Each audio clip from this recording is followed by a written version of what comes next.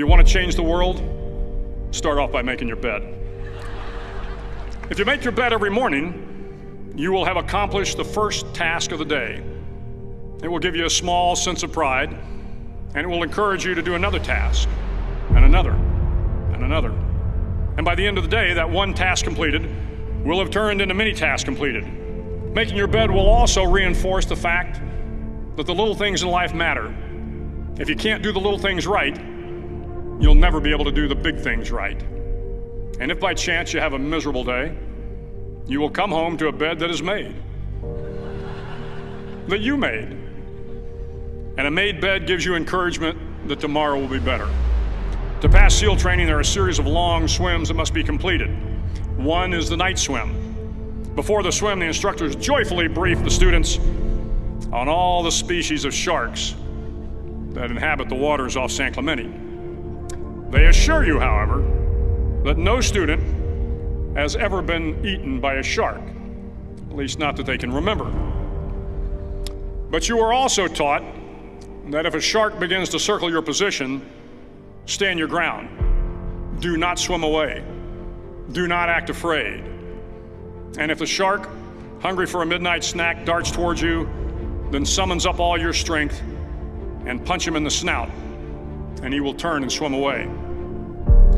There are a lot of sharks in the world. If you hope to complete the swim, you will have to deal with them. So if you want to change the world, don't back down from the sharks.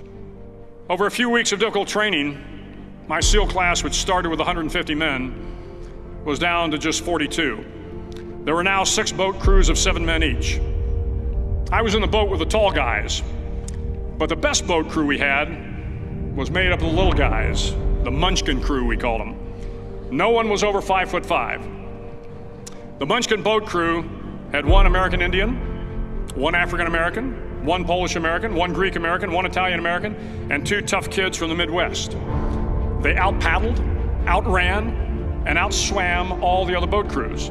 The big men in the other boat crews would always make good-natured fun of the tiny little flippers the Munchkins put on their tiny little feet prior to every swim. But somehow these little guys from every corner of the nation and the world always had the last laugh, swimming faster than everyone and reaching the shore long before the rest of us. SEAL training was a great equalizer. Nothing mattered but your will to succeed, not your color, not your ethnic background, not your education, not your social status. If you want to change the world, measure a person by the size of their heart, not by the size of their flippers. The 9th week of training is referred to as Hell Week.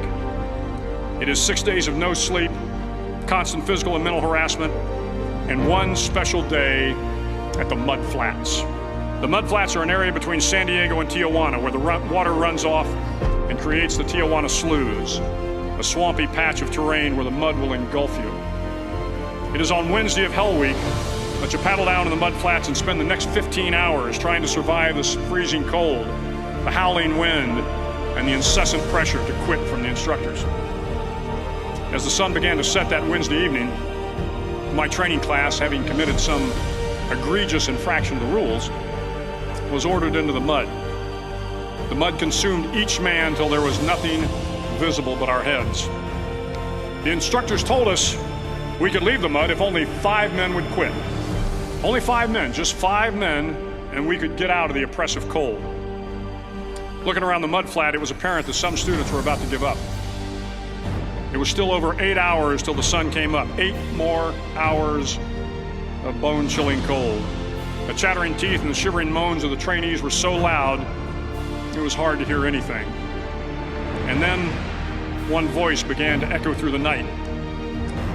One voice raised in song. The song was terribly out of tune, but sung with great enthusiasm. One voice became 2, and 2 became 3, and before long, everyone in the class was singing. The instructors threatened us with more time in the mud if we kept up the singing, but the singing persisted, and somehow the mud seemed a little warmer, and the wind a little tamer, and the dawn not so far away. If I have learned anything in my time traveling the world, it is the power of hope. The power of one person, a Washington, a Lincoln, King, Mandela, and even a young girl from Pakistan, Malala. One person can change the world by giving people hope.